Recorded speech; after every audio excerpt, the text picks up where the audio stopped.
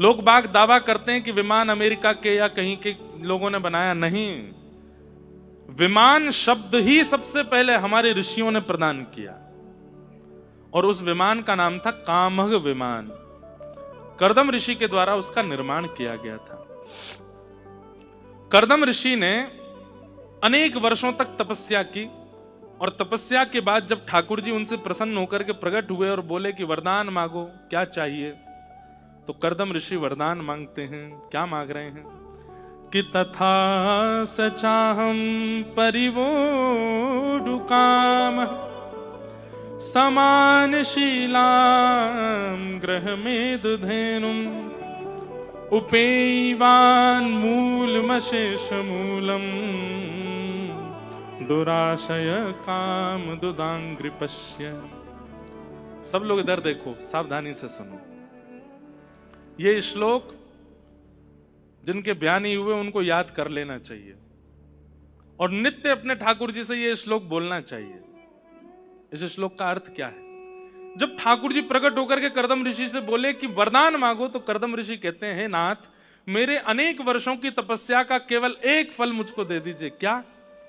मैं जितना आपसे प्रेम करता हूं, मैं जितनी आपकी भक्ति करता हूं, मुझे आपकी कथा सुनने में, सेवा करने में जितनी रुचि है, मुझसे भी दुगनी रुचि वाली एक कन्या से मेरा ब्याह हो जाए। बंधुओं, हम आप सब लोगों की संबंध में रिक्वायरमेंट क्या होती है? हम किससे संबंध बनाते हैं? जो रूपवान हो, जो धनवान हो, जो कहीं ना कहीं ऐश्वर्यवान हो, कीर्तिवान हो। पर रूप, धन, ऐश्वर्य, कीर्ति का बहुत दिन तक आनंद नहीं है, बहुत दिन तक सुख नहीं है। रावण खूब धनवान था, पर मंदोदरी पत्नी होते हुए भी अति प्रसन्न नहीं है।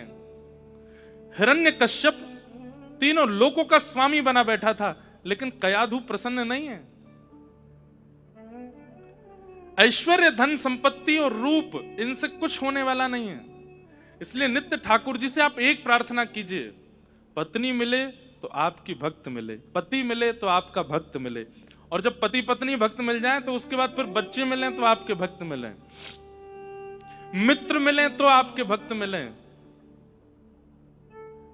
परिवार में अगर कोई व्यक्ति भगवान का भजन नहीं करता है तो उसके लिए नित्य प्रार्थना करो कि हे नाथ, इसके चित्त में भी अपनी भक्ति प्रकट कीजिए, ये भी आपका परम वैष्णव हो जाए, परम भागवत हो जाए।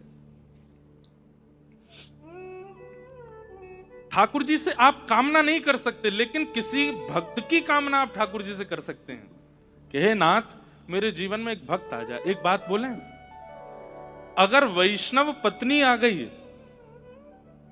तो संसार के लिए वो विवाह होगा, पर आपके लिए वो सत्संग है। अब आप सत्संग में प्रवेश कर गए, क्योंकि एक सद व्यक्ति का संग आपको मिल गया है। वैष्णव बालक जीवन में आ गए तो वो सत्संग हो जाएगा। उसके बाद आप कथा में अगर सदैव उपस्थित भी नहीं हो पाओगे ना, तो भी आपका भजन ही माना जाएगा। क्यों? जिसका संग आप कर रहे हैं वो परम वैष्णव है। इसलिए हमारी आपसे प्रार्थना है, ठाकुर जी से आप संबंध के रूप में एक वैष्णव की कामना करो। अच्छा, एक बात और सुन लीजिए। अब हमने इतनी ज्यादा विश्वास आपके चित्त में प्रकट कर दिया, और कहीं आप में से किसी का ब्याह हुआ और संबंधी जो आया जीवन में वो वैष्णव नहीं आया, तो आप तो फिर मुझे याद करके गाली दोगे, महाराज जी कह के गए थे, हमने तो इतनी प्रार्थना की फिर भी जी ऐसा आगे हो है, अब क्या करें? जरूरी नहीं है। आपने व्यक्ति नहीं मांगा, आपने सत्संग मांगा है। कई बार ऐसा होता है कि विपरीत व्यक्ति ही आकर के जीवन में सत्संग प्रकट करता है। उसके व्यवहार, उसके स्वभाव, उसकी ठोकरों से ही आप भक्ति मार्ग में आते हो। तो जरूरी नहीं है कि अनुकूल ही मिले, आप सत्संग मांगिए। अगर अनुकूल पति के आने से होगा तो अनुकूल दीजिए, प्रतिकूल के आने से हो तो प्रतिकूल दो। हम आपसे दूर ना रहें, बस जीवन ऐसा बना दीजिए जिससे आपका सामीप्य बना रहे ठाकुर जी, बस ये प्रयास कीजिए। हम आपसे दूर ना हों। गोस्वामी तुलसीदास जी महाराज, जिन्होंने पूरे विश्व को रामचरितमानस प्रदान की, मैं कथा में सुनाया करता हूं एक बार उनकी प्रयाग में कथा चल रही थी, तो एक ब्राह्मण आया और ब्राह्मण आकर के बोला, आप इतने सुंदर हैं, गुणवान हैं, बुद्धिमान हैं, मेरी बेटी से ब्याह कर लीजिए। गोस्वामी तुलसीदास जी बोले, हम नहीं करेंगे। दूसरी कथा हुई तो ब्राह्मण उसमें भी पहुंच गए। अब तो वो ऐसा हो गया कि हर कथा में गोस्वामी जी के पास आ जाए, बोले मेरी बेटी से ब्याह कर लीजिए। गोस्वामी जी ने कहा, अगर महादेव प्रकट होकर के कह देंगे तो करूंगा, क्योंकि भैया अब हमारा जीवन राम जी का हो गया है। हम ऐसे किसी से भी ब्याह नहीं कर सकते, हम उसी से ब्याह करेंगे जो हमारी तरह वह भी राम जी से प्रेम करे और उसके कारण हमारी भक्ति और बढ़े। तो एक दिन महादेव ने प्रकट होकर के कह दिया कि वो जो ब्राह्मण तुम्हारी कथा में आते हैं ना, उनकी कन्या से ब्याह कर लो। तो गोस्वामी जी के चित्त में आया, महादेव मोहर लगा रहे हैं तो निश्चित है कि वो कन्या मेरे चित्त में राम भक्ति प्रकट करेगी, तो मैं ब्याह कर लेता हूं। गोस्वामी जी का ब्याह हुआ, इतनी सुंदर। अब तो गोस्वामी जी उसके संग ही रहते हैं।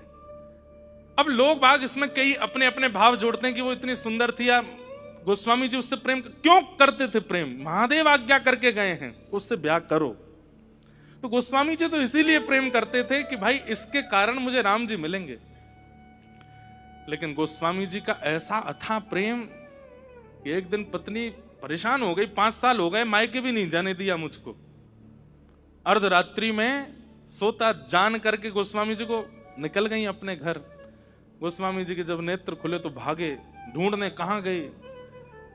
नदी पार करने लगे, शव के ऊपर चढ़ के सर्प को रस्सी बना करके पहाड़ लांग गए।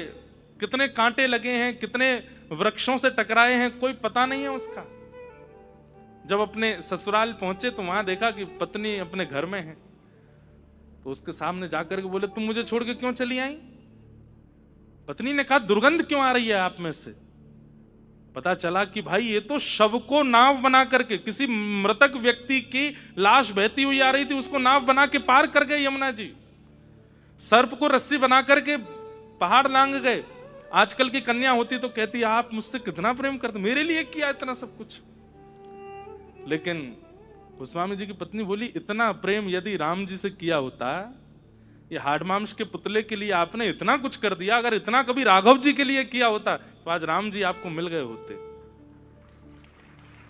इतना त्याग, इतनी पीड़ा, इतनी व्याकुलता, इतनी तत्परता इस शरीर के लिए। आपसे एक रात नहीं रहा गया मेरे बगैर। ऐसी व्याकुलता अगर राघव जी के लिए हुई होती तो आज राम जी मिल गए होते आपको। उसी समय गोस्वामी जी के नेत्र बंद हो गए और पूछने लगे स्वयं से, ये सत्य ही तो कह रही है। राम जी के दर्शन के लिए मैंने शव को नाव बना करके कभी पार नहीं किया। कभी आपने सुना, आपने खूब सुना होगा कि कोई प्रेमी ने अपनी प्रियतमा के लिए नस काट ली। कभी सुना कि किसी ने राघव जी के लिए नस काटी हो? आपने सुना होगा कि किसी प्रेमी ने अपनी प्रियतमा के लिए वो पी लिया, विष पी लिया। कभी किसी प्रियतम ने राधा रमण जी के लिए पिया? हाँ पिया था, मीराबाई ने पिया था। आज कोई नहीं पीता, क्योंकि हमारा प्रेम ही नहीं है। दिखावा कर रहे हैं, कोरा नाटक। पीना मत, कहीं सोचने लगो कि लो महाराज जी भाग्यनगर से ही पहला कैंडिडेट आएगा। ऐसा नहीं, विचार की बात है। ऐसा प्रेम हमारा है नहीं। हम क्या करते हैं ठाकुर जी के लिए? 3 घंटा अगर सामने बैठ के सेवा कर लें तो उसको गाए बिना रहते नहीं हम 3 घंटे बैठ। आप कभी अपने प्रियतम से या प्रियतमा से जो प्रेम प्रकट करते उसको गाते हैं? ठाकुर जी की सेवा क्यों गा देते हैं? क्योंकि वो प्रेम है ही नहीं। और पत्नी के कारण गोस्वामी जी उसी समय सब छोड़ करके तुलसीदास बन गए और मिले राघव जी उनको। तो अब पत्नी अनुकूल नहीं थी, लेकिन क्योंकि महादेव जानते हैं कि जब प्रतिकूल पत्नी आएगी और वह आकर के इनको ऐसे फटकारेगी तभी राम जी मिलेंगे। तो जरूरी नहीं है कि अनुकूल मिलेगा तो ही भगवत प्राप्ति होगी। कई बार प्रतिकूल के मिलने से भगवत प्राप्ति होती है। महाराष्ट्र में एक संत हुए, श्री तुकाराम जी महाराज। तुकाराम जी महाराज के गांव में एक लड़के के पीछे पूरा परिवार पड़ गया, शादी करो शादी करो। तो उस लड़के ने कहा अगर तुकाराम जी बोल देंगे तो कर लूंगा, क्योंकि तुकाराम जी की जो पत्नी थी बहुत उल्टे दिमाग वाली थी। तो उस लड़के ने कहा तुकाराम जी कभी नहीं कहेंगे कि तू ब्याह कर। भाई खुद जला हुआ व्यक्ति दूसरे को क्यों जलाएगा। तो उसने घर वालों से कहा तुकाराम जी से बुलवा दो, अगर वो बोल देंगे तो मैं ब्याह कर लूंगा। घर वाले सब गए, तुकाराम जी हमारा बेटा कहता है कि आप कह दोगे तो वो ब्याह करेगा। बेटा बड़ा प्रसन्न, बोले ये कभी नहीं कहेंगे।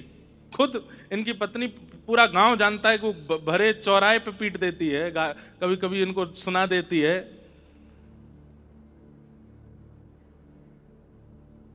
तुकाराम जी बोले कहां है बेटा। बोले वो खड़ा, इधर आओ। बोले जितना जल्दी हो सके ब्याह करो।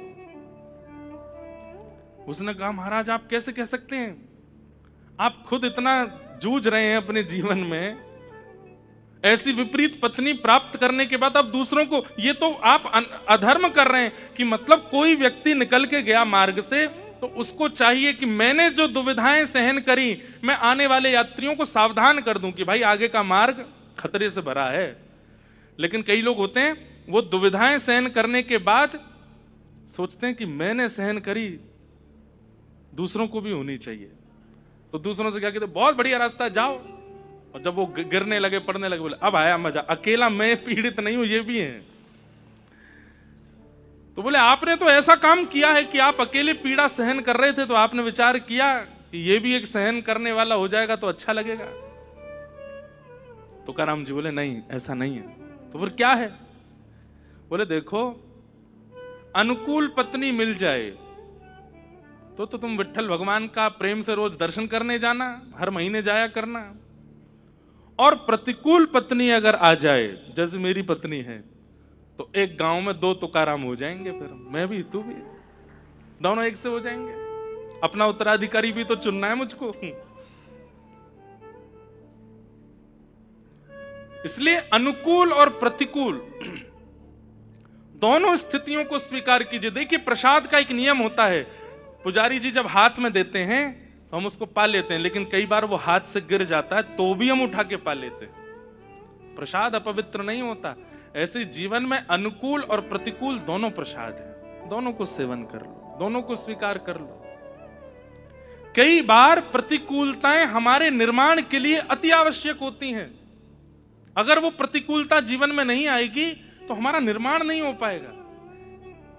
इसलिए तैयार रहिए, जो आवे जीवन में अनुकूल हो प्रतिकूल हो सबको स्वीकार करो। पर एक चीज का ध्यान रखना है, जो हरि विमुख है, जो हरि से दूर करने वाला है, बस उसका अति संग मत कीजिएगा। शरीर से भले ही आपको संग रहना पड़े, हृदय में उसको स्थान मत दीजिएगा, चाहे वो अपना ही पुत्र क्यों ना हो,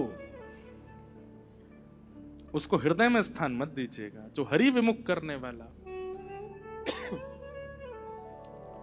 तजोरे मन हरि विमुखन को संग, जाके संग कुमत उपजत है, पड़त भजन में भंग। कहा होत पे पान कराए, विष नहीं तजत भुजंग।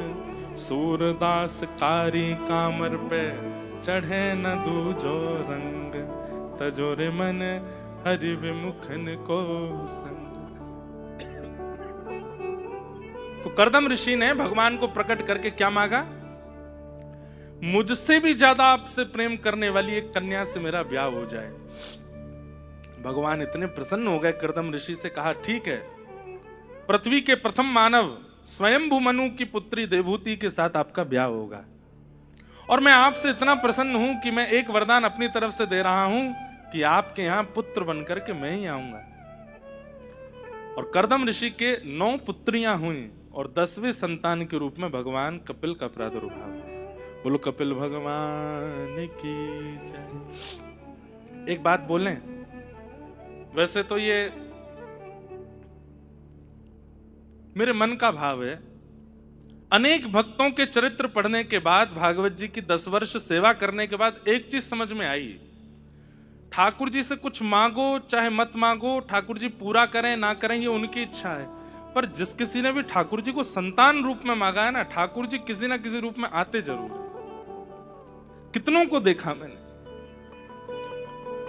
इसलिए पहले तो ब्याह से पहले पति अनुकूल मांग लीजिए, पत्नी अनुकूल मांग, पति पत्नी अगर विपरीत मिल जाए तो कम से कम संतान की कामना तो करो कि हे नाथ आप ही आइए, कोई संसारी जीव ना आवे, आप ही पधारो। और फिर ठाकुर जी आएंगे तो उसके लिए जैसी पवित्रता होनी चाहिए उसका मां निर्वहन करे। व्यास मंच पर बैठ करके हम कह रहे हैं तो हो सकता है वाणी सत्य हो जाए, ठाकुर जी ही आएंगे। और ठाकुर जी नहीं आएंगे तो अपने किसी अंश को ही बालक बना करके भेजेंगे। ठाकुर जी से अन्य किसी कामना को करोगे शायद पूरी ना हो, लेकिन संतान की कामना से अगर भगवत भाव मांगा जाए कि हे नाथ अब मैं गृहस्थ आश्रम में आ चुका हूं या आ चुकी हूं, संतान आप ही बन के आइएगा और किसी को नहीं। उसके लिए जो मेरा भजन, मेरा साधन, मेरी सेवा, मेरी कथा, मेरी परिक्रमा, अब सब केवल एक चीज के लिए कि आप पधारो। आप देखिएगा ठाकुर जी ही आएंगे, ठाकुर जी ही कृपा करेंगे। कितनों के लिए आए हैं ठाकुर जी। देवकी वसुदेव के यहां आए, कौशल्या दशरथ के यहां आए, नंद यशोदा के यहां आए, वृषभानु कीर्ति मैया के यहां आए। आप कहोगे तो द्वापर की बात, तो कलयुग में आ जाओ, जगन्नाथ मिश्र और सची मैया उनके यहां वही श्री कृष्ण चैतन्य महाप्रभु के रूप में आए। ठाकुर जी ही आए और आते ही हैं ठाकुर जी। तो इस कामना से अपना जीवन यापन किया जाए। आप कहोगे कि हमारे तो ब्याह भी हो गए, बालक भी हो गए, अब क्या करें? अब क्या करें? अब तो सब हो गया कोटा पूरा। कुछ नहीं, अब तो एक ही कामना करो कि हे नाथ हमारा काल आप ही बन के आइएगा, यमराज को मत भेजिएगा। ये मांग लो। भैंसा पे बैठ के यमराज नहीं आवे, या सिंहासन पर किसी दिव्य विमान पर बैठ के इंद्र भी नहीं आवे। इंद्र का मतलब क्या है? स्वर्ग जा रहे हैं। यम का मतलब क्या है? नर्क जा रहे हैं। तो बोले कौन आए? बोले गौ चारण करते हुए आप आना। यही कामना कर लो, अब तो सब हो ही चुका है, और क्या मांगोगे? लेकिन जिनके पास अभी भी अवसर है वो संपत्ति मत मांगो, ऐश्वर्य मत मांगो, कीर्ति मत मांगो, बाकी सब तो आप अपने कर्म से प्रकट कर सकते हो। संबंध के रूप में ठाकुर जी को मांगो, आप आओ। तो करदम ऋषि और देवहूति माता के यहां भगवान कपिल प्रकट हुए। कपिल भगवान की बाल अवस्था का ज्यादा वर्णन नहीं है। आप धीरे धीरे बड़े होने लगे। करदम ऋषि तो तपस्या के लिए वन में चले गए। देखो एक बात स्पष्ट है, साक्षात भगवान का दर्शन करने के बाद भी भजन जरूरी है, क्योंकि प्रत्यक्ष दर्शन रावण को भी हुआ है, प्रत्यक्ष दर्शन कुंभकर्ण को भी हुआ है, कंस को भी हुआ है, शिशुपाल दंतवक्र को भी हुआ है। अरे कहां तक कहें, मंथरा को भी होते थे राम जी के प्रत्यक्ष दर्शन। दर्शन से मति नहीं बदली, मति तो भजन से ही बदलती है, मति तो नाम जप से ही बदलती है, मति तो संकीर्तन से ही बदलती है। इसलिए प्रत्यक्ष दर्शन हो भी जाए, कभी ठाकुर जी प्रत्यक्ष आ भी जाएं, उसके बाद भी भजन मत छोड़िएगा। कुम्मन दास जी के एक चरित्र आता है कि कुम्मन दास जी जब अपने खेत में बुवाई करते थे ना, तो पीछे ऐसे अपनी पीतांबरी में ठाकुर जी बीज डाल करके चलते ऐसे करके, और कुम्मन दास जी के खेत में ऐसे बीज उछालते हुए चलते ठाकुर जी। आगे आगे खुरपी से मेड़ बनाते चलते श्री कुम्मन दास जी, और पीछे पीछे ठाकुर जी चलते। कुम्मन दास जी को पता होता ठाकुर जी संग चल रहे हैं। ठाकुर जी कहते, बोले तुम एक काम करो, तुम खोदो, मैं बीज डालूंगा। इतना प्रेम ठाकुर जी कुम्मन दास जी से करते थे। लेकिन तभी मंदिर के घंटे घड़ियाल बजने लगे, राजभोग का समय हो गया, दोपहर के 11:30-12 बज गए, ठाकुर जी की राजभोग आरती होने वाली है। जैसे ही गिरिराज पर्वत पर घंटे घड़ियाल बजे तो कुम्मन दास जी तुरंत खुरपी छोड़ करके हाथ धोने लगे, पैर धोने लगे, दौड़ने लगे मंदिर की ओर। ठाकुर जी अभी भी पीतांबरी में बीज लेके खड़े हैं। ठाकुर जी बोले कहां जा रहे हो भैया कुम्मना? अरे राजभोग को समय है गयो, आरती करवे जा रहा हूं। ठाकुर जी बोले दारी के मैं यहां थाड़ा हूं, तो ऊपर मंदिर में क्या गुजारो है? कुम्मन दास जी का उत्तर कितना सुंदर। बोले यहां आप अपनी इच्छा से आए हो, और जब मन नहीं होगा तो चले भी जाओगे। कल को मुझसे कोई अपराध हो गया तो मैं कितना भी बुलाऊं, आप आओगे नहीं। लेकिन मंदिर में तो आपको आचार्यों ने बिठाया है, वहां से आप कहीं नहीं जाओगे, इसलिए वहां तो मैं नित्य दर्शन करूंगा, उसको कैसे छोड़ दूं? इसलिए भजन, नाम जप और कथा ये तो कभी नहीं छोड़नी है, क्योंकि प्रत्यक्ष दर्शन के बाद भी कभी कभी मति परिवर्तित नहीं होती, चित्त परिवर्तन नहीं होता, पर कथा से चित्त परिवर्तन होता है, कथा से उसमें लाभ जरूर मिलता है। हमारे पूज्य श्री अनंत दास जी महाराज पधारे हैं, जिन्हें लोग फ्लाइट बाबा के नाम से भी जानते हैं। ऐसे महाराज जी को बहुत बहुत वंदन, बहुत बहुत स्वागत।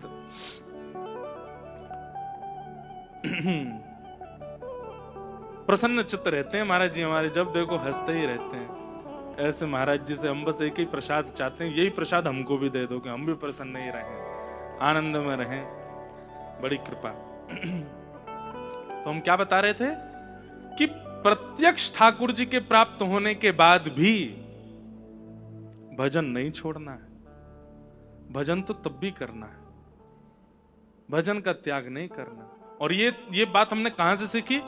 कपिल भगवान के अवतरण से। कर्दम ऋषि के यहां साक्षात भगवान का जन्म हुआ है, लेकिन फिर भी कर्दम ऋषि वन में गए हैं भजन के लिए।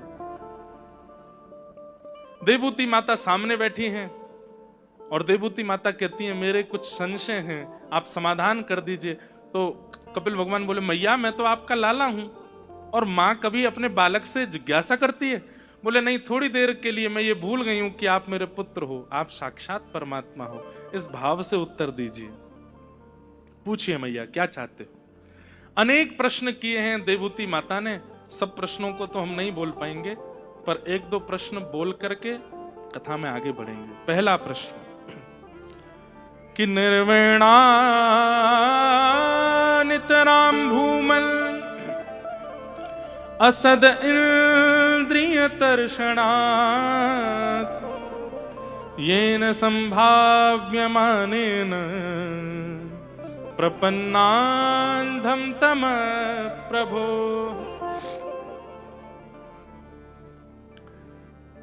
क्या प्रश्न है? सब लोग इधर देखो, ध्यान से सुनो। हे नाथ, हम अपनी इंद्रियों की इच्छा पूरी करते करते हार चुकी हैं, पर हमारी इच्छाएं पूरी नहीं होती। जीव को कितना भी खिला दो, जीव की इच्छा पूरी हो जाती है? नहीं होती। आज आपने कुछ खिलाया तो 2 दिन बाद फिर इच्छा प्रकट होती है। नेत्रों को कितना भी कुछ दिखा दो, पर इन नेत्रों की इच्छा कभी पूरी नहीं होती। त्वचा को कितना भी स्पर्श करा लो, पर यह त्वचा स्पर्श से कभी मुक्त नहीं होती। प्रश्न यह है कि इन इंद्रियों की इच्छा पूरी करने की वजह से हम पाप के भागी बनते जा रहे हैं। पाप क्या है? इंद्रिय इच्छा पूरी को ही पाप कहते हैं। अतीत में जब इंद्रियों की इच्छाएं प्रगाढ़ हो जाती हैं और उन इच्छाओं के आगे आप स्वयं को रोक नहीं पाते, उन इच्छाओं की पूर्ति में चले जाते हैं, वही तो फिर पाप बन जाता है। हम ऐसा क्या करें जिससे हमारी इंद्रियों की इच्छाएं समाप्त हो जाएं, सामान्य हो जाएं, या फिर इच्छा प्रकट ही ना हो? यह प्रश्न है देवभूति माता का। ऐसा उपाय बताइए जिससे हमारी इंद्रियां तृप्त हो जाएं और फिर पुनः कभी इच्छा प्रकट ना हो।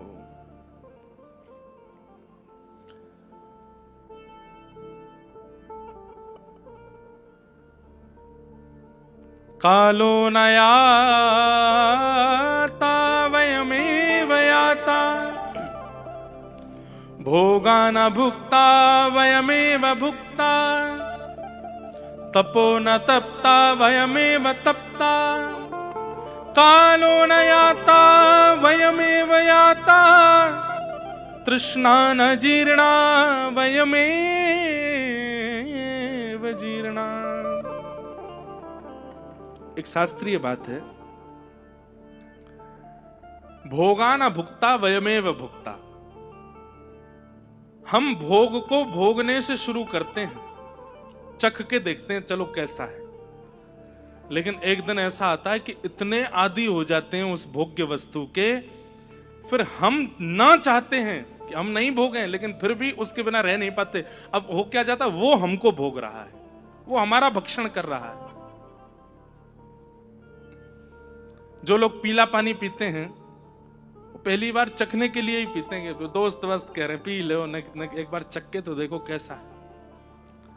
लेकिन कुछ समय बाद जब चखते चखते चखते, आपने तो चखा था उसको, लेकिन उसने आपको पसंद कर लिया। अब क्या होता है, आप चाहते नहीं है, पत्नी परेशान है, बच्चे परेशान है, परिवार के लोग परेशान बैठे हैं कि भैया बहुत बुरा कर दिया, जीवन बर्बाद कर लिया अपना पूरा। उस समय आपको भी लगता है कि मैं चाहता तो हूं कि मुझे नहीं करना है, मुझे नहीं स्पर्श करना है, मुझे नहीं इसके बारे में, पर मैं क्या बताऊं, अब मैं रह नहीं पाता। उस समय आप नहीं रह पा, वो आपका भोग कर रहा है। भोग्य वस्तु वो निर्जीव होती है, पर जब आप उसका अतिसेवन करने लग जाते हैं तो वही सजीव हो जाती है और फिर आपका उपभोग करती है वो। भोगा ना भुक्ता वयमेव भुक्ता।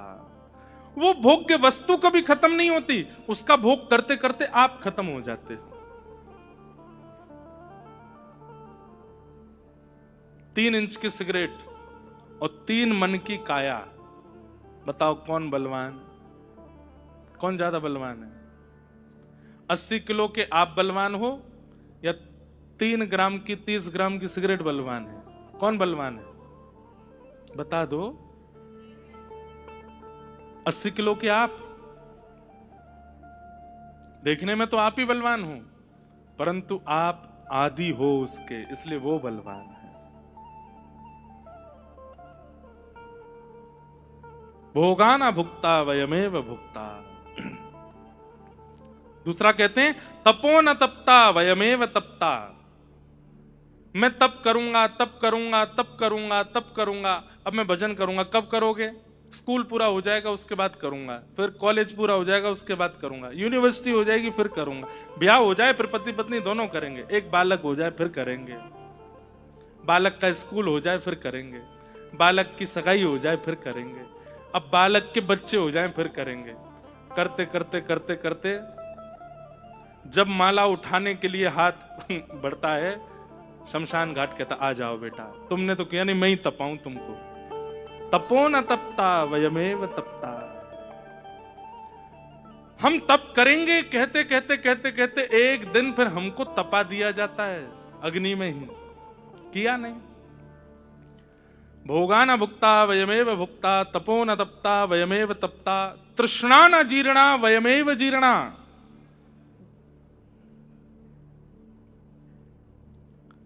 हमारी इच्छा कभी पूरी नहीं होती, हमारी इच्छा कभी बुढ़ी नहीं होती। जो लोग यहां ज्यादा उम्र के बैठे हैं वो मेरी बात से शायद हो सकता है एग्री करें। 20 साल की उम्र में जो इच्छाएं थीं, वो इच्छाएं पूरी करने की सामर्थ्य भी होती थी। आंखों में भी ताकत है, हाथ में भी ताकत है, पैरों में भी ताकत है, शरीर पूरा बलिष्ठ है, तो 21 साल में इच्छा प्रकट होते ही पूरी भी कर लेते थे। लेकिन 80 वर्ष की उम्र में इच्छाएं खत्म नहीं होती, इच्छाएं रहती हैं, पर उस समय शरीर में ताकत नहीं होती। जब छोटे छोटे बच्चे कचौड़ी खाते हैं तो अम्मा के मन में, दादी के मन में भी आती है कि मैं भी खाऊं, वो दांत ही नहीं है कैसे खाऊं। जब बच्चे क्या लंबे लंबे वो खाते हैं ना, चिप्स खाते हैं या नटखट खाते हैं, उनकी क्रंची आवाज सुन के दादी दादा को भी मन करता है कि हम भी खाएं। कहां से खाएं? चलो ये तो खाने की बात, बच्चा जब दौड़ता है इधर उधर कूदता है तब उनका भी मन होता है, पर शरीर में है ही नहीं, ताकत ही नहीं। इच्छाएं कभी नहीं मरती हैं, अंतिम श्वास तक इच्छा रहती है चित्त में। और बल्कि एक बात और सुनिए, इच्छा हमसे कम से कम 15-16 साल छोटी है, और कह दें तो पहले तो कम से कम 21-22 साल छोटी होती थी। अब जैसे जैसे कलयुग आगे बढ़ता जा रहा है, इच्छा की आयु भी कम होती जा रही है। मतलब आज से लगभग 35-40 साल पहले इच्छा का जन्म होता था 20 साल की उम्र में। 20 साल तक बच्चे ऐसे ही घूमते थे, 20 साल के बाद फिर इच्छाएं प्रकट होती थी, मतलब इच्छा का जन्म होता था। तो इच्छा जो है हमसे 20 साल छोटी होती है। लेकिन आजकल आधुनिकताएं बढ़ गई, इंटरनेट आ गया, मोबाइल फोन आ गए, अब इच्छाएं भी जल्दी जन्म ले लेती हैं। तो 15 साल में, 12 साल में, 11 साल में, 10 साल में, अभी भी 8-9 साल के बाद ही इच्छा का जन्म होता है। घोर कलयुग आएगा ना, जन्म लेते ही इच्छा जन्म ले लेगी। बालक रो रहा है, मां खूब दूध पिलाएगी, नहीं पिएगा। क्यों नहीं दूध पी रहा है? बोलो फोन दो अभी। और उस समय बोल भी नहीं पाएगा तो उसको फोन दिखाना पड़ेगा, तब शांत हुआ करेगा। घनघोर कलयुग ऐसा आएगा। तो अब इच्छा पहले 20-22 साल बाद जन्म लेती थी, आजकल वो अब 15 साल में जन्म लेने लगी, अब 12-13 साल में जन्म होता है। अब जिसका आयु ही हमसे 12-13 साल छोटी है, तो मतलब जब हम 40 के होते हैं उस समय इच्छा कितने वर्ष की होती है? उस समय इच्छा की आयु होती है 20-21 साल की। और जब हम होते हैं 50-60 के, तो उस समय इच्छा की उम्र होती है 30 साल की। तो 30 वर्ष की इच्छा और 60 वर्ष के हम मेल नहीं हो पाता, और इसी कारण फिर वृद्धावस्था में बहुत कष्ट होता है। हम वृद्ध हो जाते हैं पर इच्छाएं कभी वृद्ध नहीं। इच्छा की लास्ट आयु है 40-45 साल की होती, तब तक तो हमारा राम नाम सत्य हो जाता है।